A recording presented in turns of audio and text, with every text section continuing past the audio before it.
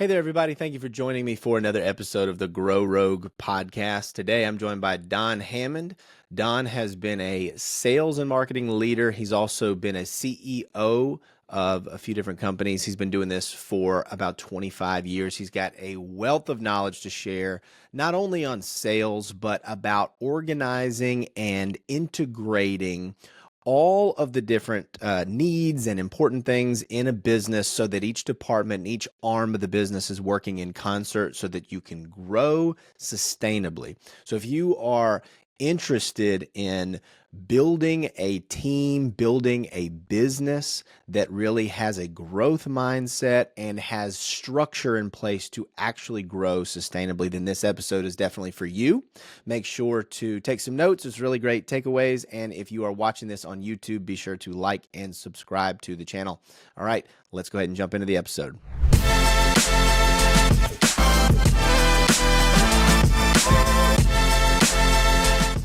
All right, Don. So we have had a couple of really great conversations before this. In fact, right before we hit record, I think we talked for about 30 minutes and we both finally said, hey, we got to hit record on this thing because we got too much good stuff here. So I appreciate you being on the show with us. Your story is super interesting to me because you came from a non-sales background, and now this is kind of your bread and butter. So how does that happen? What brought you to this space that you're in right now? Yeah. So I'm the CEO of a company that does technical educational advancement, that sort of thing, and then place people into the marketplace. There's 400 or 500 employees, that kind of thing. But my beginning, believe it or not, I was a bean counter of sorts, right? I was sitting on the sidelines, coming right out of college and hey, do these reports for us, do the accounting for us, that sort of thing. And yeah, plugging right along and that kind of stuff hits. And I would say by my fourth or fifth month, I had become so bored in that role. I was prematurely pulling all of my hair out in my early adulthood. And I walked into my boss's office, who was the director of finance at that time. And I came in with a very stern look on my face. I was very serious for the first time, maybe since working there. And I proceeded to resign because that's what unhappy 22 and 23-year-olds do. And he just started laughing at me. And that's not the response I was looking for. I thought, I truly believed I was one of his best people. He used to say it all the time. He's like, well, it takes you 2 hours to do. Some of these people take 2 weeks. And I was like, oh, thank you, thank you. So I go and resign, and I was waiting for him to be like, oh my God, you can't go. The place will die without you. He didn't say that. He started laughing, and his response was, I was wondering when you were going to say this. And so apparently, I don't have much of a poker face at that time either. And we just had a little bit more of a conversation. And his whole thing is, hey, I think you've got a lot of great attributes. And I'd love to keep you, but I think it's important that the company takes a swing at a couple of things. I want to introduce you to someone, and that someone at that time was the senior vice president of North Americans, no, well, actually Western Hemisphere sales and marketing. And then, the rest, as they say, is kind of history sort of a thing. But yeah, I was one of the odd birds that, when I came over onto the sales side, I was a person in finance who could actually have conversations with human beings. But on the flip side, I was a salesperson who could do more than basic math. So I was, it was a pretty interesting You're a layout. unicorn. But yeah, no, like believe it or not, the funny part about that is that was probably the best thing that ever happened to me because I spent the first year or two with an enormous amount of what I'll call imposter syndrome, right? I worked in, it was a manufacturing type of industry, and most of the sales reps had been in the company or almost as long as I'd been alive. They knew a ton of things. A lot of it was technical. They had all been trained for years, and I quickly realized that intelligence wasn't going to be enough, right? Work ethic wasn't going to be enough. I was going to actually have to prepare. I was going to actually, so I did everything I could for years of just trying to gobble up as much sales knowledge and go-to-market knowledge and buyer persona knowledge, and just because a lot of this stuff just didn't come naturally to me. And I think where all that comes to a benefit after it's all said and done is all these years later. I've been a CRO in multiple places, a COO a couple times, CEO a couple times. I've never forgotten what that felt like to kind of feel really incompetent, in particular in a sales role. And that's why I think when bringing people on board, I just handle it differently. It's much more hands-on. It's much more, look, we are going to educate you into this role. And I think a lot of companies have kind of lost that in sales today. But again, I do it because I'm selfish. I don't want anyone else to feel as badly as I did, 35 years ago. So hopefully that's not a bad segue for us. No, it is. Yeah. And so you talk a lot about education. You use the term coaching. I think in our first conversation that you're not just hiring guys and throwing them to the wolves, right? You've got you've got a process. Well, let me ask you that. I mean, is there a process to bringing people in, having them to not feel the way that you felt, right, in the beginning? What does that look like? So this is not even just sales. This is management in general. Look, I don't care if you're a manager, director, VP, C level. Your job is to create structure. It's that simple. If you're not understanding that part of it, you need to take a couple steps back and take the picture in one more time. I mean, you're supposed to provide structure, and the key to providing structure is that you're going to build confidence in the people that are on the team. One, they're going to assume that you're competent, which is a big win when it comes to a leadership perspective.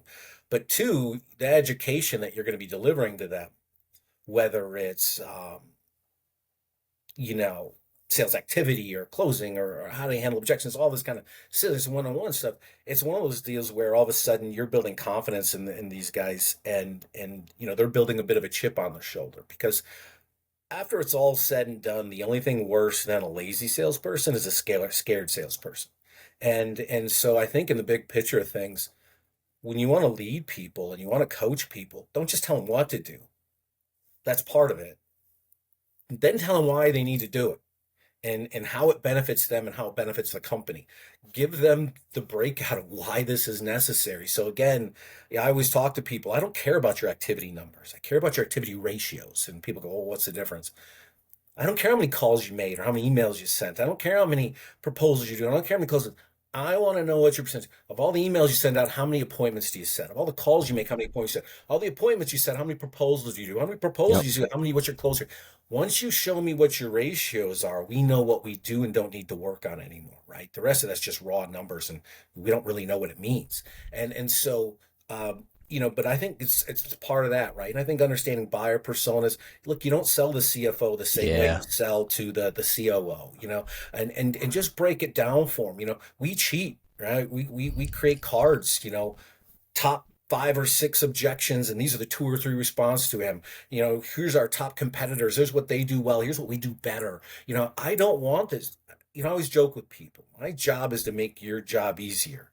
But notice I didn't say easy. If I could make it easy, I could Yeah. probably automate it, right? You don't want it easy. But my job is to make it easier. And sales in particular is hard. It's very hard mentally. There's a reason salespeople get compensated what they do. And it's because it's the only role in the company where you can do your job 100% correct 20 times in a row and hear no 19 of them. There's no one else in the company. There's no one in accounting who takes a report to their boss and is perfectly correct. And they go, no, no, no, no, go do it again, right? Nobody says that, right? Nobody does that in customer service. Nobody does that in engineering.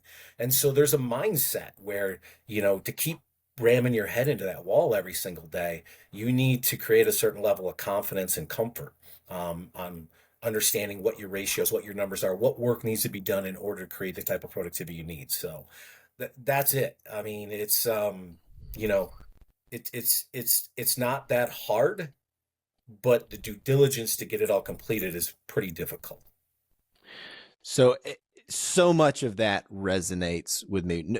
Couple of reasons, right? Number one, I mean, I'm a sales and marketing guy. You and I had a funny exchange before. I think you called me out accurately. I called myself a marketing guy, and I think you said that I was really a sales guy that positions himself as a marketing guy. And Smart I, guy. I, I, Smart. Nobody likes sales guys, so it's good. well, and I like that. I mean, I get that and I appreciate that because number one, I mean, I own this thing, right? I'm an entrepreneur, right? So I have had to develop that that sales skill and that sales muscle. But the other reason this really resonates with me, and this is kind of the era of life that I'm in. This is the stage of life I'm in. I'm coaching both my kids baseball teams right now. I coach their basketball teams before. I'll coach their next sport, whatever. And I played sports. And when you mention that, right, there's no other job where you can do your job exactly right 19 out of 20 times and fail. Because I'm teaching these kids, and I think sports it's the best training grounds for life that you can have as a young Teamwork, person, as a failure, kid. those types of things. Oh Yeah. yeah, I mean, you can do everything right and miss a shot. You can do everything right and strike out. And you can do that 7 out of 10 times, 6 out of 10 times, and be one of the best players on the team, right? Like what we always joke, like you strike out 7 out of 10 times, those are Hall of Fame numbers, right? Absolutely. And so and that's so difficult. It's why I think you see so many former athletes in sales roles, is they have the ability to get a no, get a no, get a no, get a no, and then just move on to the next opportunity with the exact same enthusiasm and the exact same effort as they did before. And if you look at somebody, I've said this on a different episode, whenever you see a really successful entrepreneur, or you see a really successful person who's in a specific role, especially one like sales, I look and I say, that's a guy who has fallen flat on his face way more than the average person, right? And the reason that they're successful is not because they've done something right. Yes, that's good, right? That they've done something right. But it's actually because they've done so much wrong, and they learned from that and they kept doing it, and they learned from that and they kept doing it. And that's what actually put them there. So sorry to go on that quick No, no, tangent, no. but that's just why it resonates with me so much. No, one of the things you're talking about that you're hitting home here is it's about competition, right? And competition doesn't necessarily mean against other people, or it can be against yourself half the time, right? And how do you come out a winner in those things? But I think there's an overstated amount of conversation today about people feeling comfortable and Yeah. people feeling, whatever it is they're feeling on any given day, which is really interesting, right? Because down deep, we all know when you beat up those comfort zones, people get better, right? Right. It's kind of the old Right. thing, getting a gym. You build muscle by tearing muscle, or Oh, yeah. literally forcing so much blood into it that it expands, type of thing, right? Yeah. Without getting gory about that whole deal. But yeah, look, I think the other part that would help for people for sales is, well, one, most people who've never been in sales have an awful lot of opinions about it. That's always fun. But two, I think a lot of people in sales listen to that. And sadly, the wrong ones embrace it as well, and they become part of it. But look, if someone came up to you and said, "Hey, I've met a lot of salespeople and they don't seem to be like maybe the most ethical people," your answer should be, "Yeah, I know, and I wish they weren't in the industry." Don't say I don't know what you're talking about, because we've all seen those guys. But I think the key is, though, if you really want to make sure that you can keep the right mindset and know what you're doing, is stop saying you're selling stuff. Your job is to go out there and educate clients. Right. You're educating them that what I'm offering you is better than what you currently have, the status quo, which is your biggest competitive factor, or here's the differences on why it's better than other marketplace options. And it's about education. I'm not here to try and get commission from you from a sale. I'm here because I want to actually make your business better, and I think I've got the product or service to do it. And that, believe it or not, caring goes an awful long way to making sure that you have the right mindset of kind of where you need to go. And so don't get me wrong. Sometimes it is a money gig. Sometimes that's what we're doing. But I can tell you guys right now, if you can get yourself to a spot where it's not just a money play, it's not just a commission and salary, you can get it to where you're like, hey, I like what I'm doing because we're doing good and we're helping people and make their business better. Let me tell you something, man. When you find that gig, you hold on to it with dear life, because there aren't as many as there used to be, and they're great places to be at if you can find one. I completely agree. And I have found myself in this position a lot, right? So we work with a lot of different companies, and we do services, but we also do a lot of consulting. And one of the things, believe it or not, I never thought this would be something I have to do, is I have to really encourage our clients to be a little bit more bold about asking for the sale, whether that's through their marketing or through actual sales conversations. For some reason, there's so much hesitance to not want to come across as salesy, right? Or pushy. But I have to have the conversation and I say, look, do you genuinely believe that your product or service will make their life and business better? If the answer to that is no, then you shouldn't be doing this at all in the first place, right? If the answer to that is yes, then it is in their best interests for you to offer that service or product to them, right? You are doing good, right? And so you should not be hesitant. Now, yes, there are times and places to do that, right? And you can be tactful about how and when to present those offers, and you don't want to overdo it in different ways. Yes, we can talk about all that, but more often than not, I have to encourage them to do it more rather than say, "Hey, we're being a little too over the top with these offers," right? That just doesn't happen as often, which is strange. I didn't think that would be the case, Oh, see, but I I would agree. wait, hold on. I don't mean to cut you off, but let's kind of keep going back Yeah, there a little bit. yeah. So, do you think that's a new dilemma? You People know, not asking for the business? that's a good question. I Hint, hint. It's not. Yeah, well, okay, yeah, I do think that there's a new lens through which this Yeah, problem is being seen, right? Because now so much stuff is available online, right? All the time. And so, if we're in a conversation, it's one thing where I understand why a person might not want to jump too quickly to make an offer. And that's understandable when we're talking about like a website in a lot of our website or in their email marketing, the newsletter or on social, I think there's a an even greater hesitance to do that because they don't want to get written off completely, because that's a very inbound relationship. We need people to come back. We need people to interact with our content on social media, for example, if we want to be seen more in the future.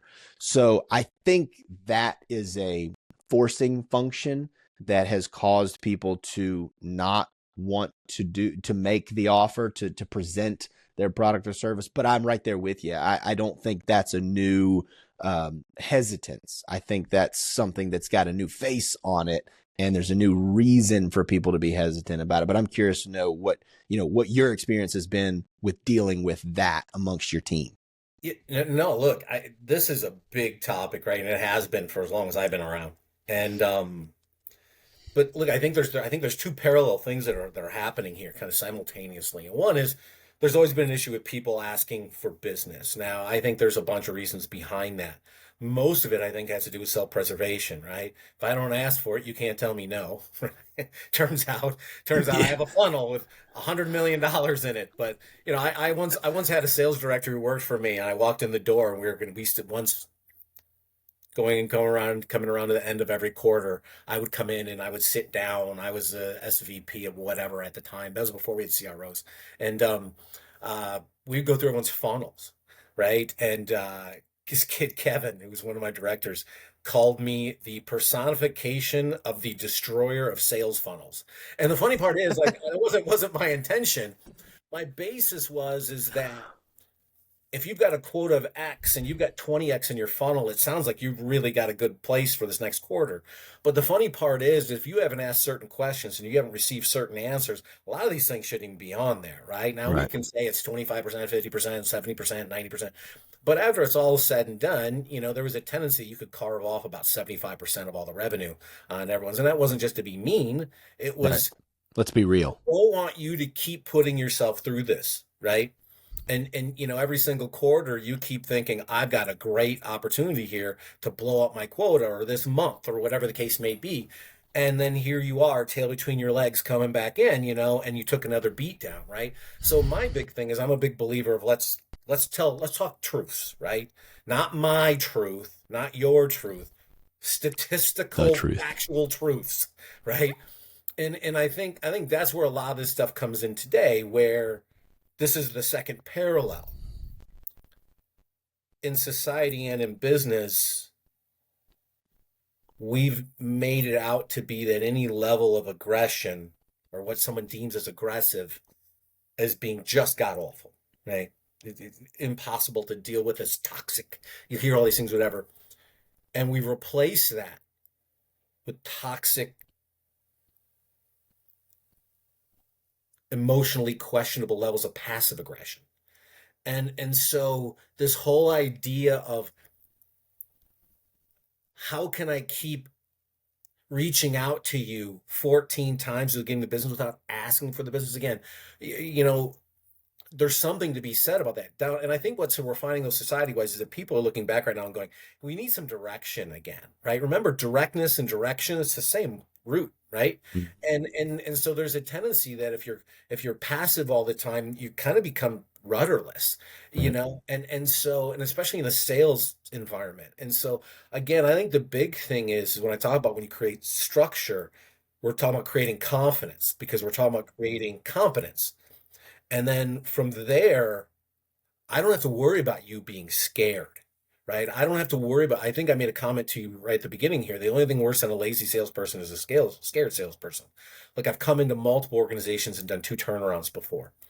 When you walk open and kick open the door of a sales organization and everybody looks terrified, get ready to start firing people. When you kick open the door of a sales organization and they look at you like, who the F are you and why'd you just kick that open? You've got a chance, right? But if they're scared of everything that's going on around them, and again, how does, maybe there's a tangent right there. How do salespeople become scared? Well, the company can't deliver on what we're promising. That'll get guys, maybe we know we're overpriced, right? And again, nobody's really talked about what legitimate margins are to take on market share, additional market share, the aggression that we want to come in. Maybe it's the whole idea that we know that once that order is handed off and we've got someone signed on the dotted line, now the fun really starts, right? I mean, I've been a part of organizations where you could lose 20% of your clients within the first 30 days after you handed off the sales order. So, this is where that cross functionality and stuff becomes really important. Is sales working well with care? Is sales working well with operations? Is operations working well with sales and marketing and so forth? That cross functionality really matters because you can't have the optimal outcome with your client unless you're hitting on all those cylinders. All right, so that's an area I'd really like to go down that road for a minute if we can. And I want to be sensitive of your time. I know we're No, probably no, coming up on limits we here, but my next um, call's in like an hour and a half, so we'll okay, close great. Oh, cool. I'll take up all that time. No, Thanks. no, I really want to go down this road of the integration of these various, we'll call them departments, but they could just be, we talk a lot about the three legs of the business stool, right? It's the operations, the revenue generation, and the finance. But Right. there are a lot of different departments within those, and the larger the organization, the more complex it is. But you having had experience as a CRO, Chief Revenue Officer, a COO, and a CEO, how have you, over those different experiences, learned to make sure that all of those different arms of the business are working in concert with one another so that, sales can actually drive top line and bottom line growth for the business because all those other things are actually working? Really good question, and that would take us about an hour and a half if I really. I'm not gonna go there, but I think if we take it from a sales perspective and then move it to a cross functional, I think one of the better things that's ever happened, as long as you have the right person, is when the CRO role was created about, or what, 6, 7, 8, 10 years ago. And the reason why is it brought sales and marketing underneath the same head. Yeah. I watched for years. I watched the cannibalism of those two groups back and forth, and it was really sad because nobody should be in lockstep together more than those two groups. And in most cases, they're almost pitted against each other, which is pretty unfortunate. Yeah. Um, but I think the key from a CRO perspective, you kind of have a smaller version of it, right? You've got a revenue operations, you've got a marketing, you most of the time you have a client support, whatever it is you want to call them that day. And then I think more and more organizations are bringing product over to sales, which I think is smart, right? Because again, from a go-to-market and where the needs and so forth are in the marketplace, that's a good place for us to stand. Um, the big thing is that the person who runs that department has to make sure that there is a fair and equal playing ground across the board. If you're a CRO and everyone in sales knows that you're a former marketing guy and you really like marketing and you're kind of, they know it, by the way. They all know it. There's almost never a time that people in care ever feel like they matter remotely as much as the people in sales. There's never time. And so what you do is, and again, just for sales in general, look, I mentioned how hard sales is. Then make sure it's a fair playing ground. Stop giving leads to your buddies type of routine, right? Like everyone knows you're cheating for Bill over here. He was in your wedding. Like we all know. Like we know what Bill does, and we know your relationship. And so I think it's creating efficient cross-functional handoffs because everyone on the team knows that they're equal in their importance to the overall success. I think from there you can take that and then plug that in from an operational and finance perspective. The only difference now is, and you kind of see what the sales is again, I think I brought this up a little bit just early in the call. It's the buyer persona, right? Look, operations isn't going to have the same mindset and the same needs as sales. Just not. Different personalities in general. Finance, same way. And so I think one of the keys is not just that I've worked in all three of those, stool legs, but because I've worked with them, I know what's important to them. And if you're a CRO or an SVP of sales, whatever the top end is of the sales in your organization, even that's a VP or whatever, although I think we're calling reps that nowadays, so I lose track. But I mean, after it's all said and done, one of the most important things you can do in your job is to become intimate with what it is the COO and the CFO not only do, but what they like and what they want. Not saying you bow down to them, because they should, by the way, should be doing the same thing with you, by the way. But it's one of those scenarios where the cohabitation portion of this whole thing, where everyone can play in the same sandbox, is a really important thing. And this is where the job of the CEO, my job currently, is we will play nicely together. We will respect one another. We will do what's best for the company in front of what is best for my department type of thing, right? And as long as you have a strong personality sitting in that CEO, it toggles down the egos. Because look, almost everyone who's at a C level who's not the CEO, you know what they want to do next? That'd be the CEO. CEO. Yep. Right? Yeah, that's their game plan. So believe me, be careful with them in the meetings as it is. But I think if you're a strong and respected CEO, if you're a strong and respected department head, it makes it a lot better. Like one of the things I used to always sit down with people when I come in and take CRO roles with new companies, I would tell them, hey, in the next couple of weeks, I'm going to be sitting down with the COO and the CEO and the CFO. I'm going to find out what's important to them. I'm going to find out how we can make their jobs better and easier, Yep. right? What can we do? And then I would tell them, by the way, when I'm done with that, they're going to owe us some favors, right? And it's a quid pro quo, and there's nothing wrong with that, by the way. But my basis is our job. Look, if you'd grab 28-year-old Don, who was running sales organizations, if you asked me what my job was as the head of sales, I'd be like, to bury this company in so much revenue that everybody has to beg for my forgiveness, right? That's right. And it turns out that's not terribly mature. It's also not terribly scalable and sustainable. What you learn later on is hockey stick growth is for morons, right? It's you want to see 30, 35, 40, maybe even 45% growth trajectories. That hockey stick routine doesn't work in the long run. It always comes back to haunt you after it's all said and done. So grow in a way that the rest of the company can grow. And again, have that conversation with the cross-functional groups. Tell them, hey, it's not my job to bury you guys in sales. It's my job to work with you guys so we can process as many sales to as many customers into the marketplace as quickly as possible, as profitably as possible. What can I do to support that? And by the way, if the CEO is telling that to all of the other C-level players, that that's the way the game's going to get played, you'd be amazed at how well it works and how else. But that's the big thing. And again, you just have to know what the difference is. A CFO doesn't care about how big your sale was. A CFO doesn't care about, a CFO goes, what were our margins on this? How's this going to affect our cash flow? Know what that means, what's important to them.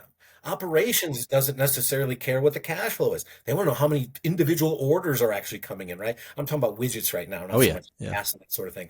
But because again, I need to make sure I have the resources and the tools and so forth to manage the traffic that's coming in my way, right? So these are things that you need to know what is kind of their their blood and tears of what can not only make them successful, but what can also lead to their demise. And part of your job is making sure that that latter part doesn't happen. So it's a big conversation. And I can only kind of get down to like a 2,000 foot level, but hopefully that kind of gets you an idea where it is, it takes a village type of thing. And that's true, by the way, because if once you got your randos running off and just doing their thing, and you see it in individual sales teams, right? Reps who seemingly can't be controlled. I don't care how much they sell. Eventually, they cost the team, right? Because no one knows what he or she is doing half the time. And the next thing you know, they bring in whatever it is they bring in, and everybody else is left scrambling trying to figure out how to manage it. No, that all really does make a lot of sense, and I know we can't drill it down all the way to the runway level, and the scope of this conversation. We definitely need to do a part 2 on this. But look, I just gave bringing this back to that sports analogy. I think that helps to just simplify things, at least for me. Is I just had to have the talk with my son's 10-year-old baseball team about that analogy of rowing the boat together, right? I had to show them, what happens when everybody's rowing in a different direction and all this kind of stuff, and that just kind of spins, right? Well, if you've got, sales whose only goal is I'm just going to drive as much revenue as possible and then just let the chips fall where they may, because that's what's important to me in operations. Yeah, I mean, and then you got these sub departments, right? I mean, like IT is just they're just going to freak out because of all the the changes that it's going to impact, or how it's going to impact them, and so they just want to keep things under their control. And then finance is concerned about what this is going to cost to deliver all this and all that stuff. So you've got a bunch of people rowing in a lot of different directions, and the business is going to have some problems. But if everybody's moving with these aligned incentives and they're rowing in the right direction, and they understand that, look, our objective is to grow at this pace. Operations knows that we need to make sure that we can fulfill based on this growth. Finance understands, they're all of these things. If those things can happen together, and that's what a great leader, that's the tough challenge of being a CEO. That's what a great leader has to figure out how to do. And I certainly appreciate you kind of lending your experience in doing all that to our audience. And as much as I hate to wrap up this conversation, I think that's a great place to end this, is that the job of a leader is to make sure that all of those different departments and those different vectors within the business are aligned, pointing to the same direction. So for that, I really appreciate you taking the time to do this, Don. No, look, it's my pleasure. And yeah, if anyone ever needs greater input or something like that, obviously you can reach out through you. But yeah, build structure, give people the tools, resources, and training to do their jobs. And then I think the big thing is communicate in ways that are direct, that removes any level of resentfulness that comes into the workplace or personal. And because once you have that, things just get poisoned. But other than that, no, if everyone's, like you said, they're all rowing in the same direction, so to speak, and they all have the right mindsets and attitudes, and you can hire on the right people. Look, work can be fun. I think that's something we got to bring back more of. My first 10, 15, 20 years of my career, I really enjoyed work. I still do now, but I don't know if enough people are enjoying their jobs. Now, part of that is I think companies got to get better in all they support. At the same time, I think employees also need to get better in what they're providing. But there's a lot of resentfulness on both sides, and I think it can be a bridge can be drawn between those two if both sides are just willing to sit down and try and come up with a quid pro quo that works the best. I completely agree. I do. Well, Don, thank you so much for joining me. For those watching and those listening, I really appreciate you joining us for another episode of the Grow Rogue podcast. If you are watching on YouTube, make sure to like this video and subscribe to the channel and share it with a friend. Look, there's a lot of benefit that we're trying to provide, completely free of cost to anybody. The only thing we ask is that you help us to get this in front of more people that may benefit from it as well. With that said, I thank you all for joining, and we'll see you on the next one.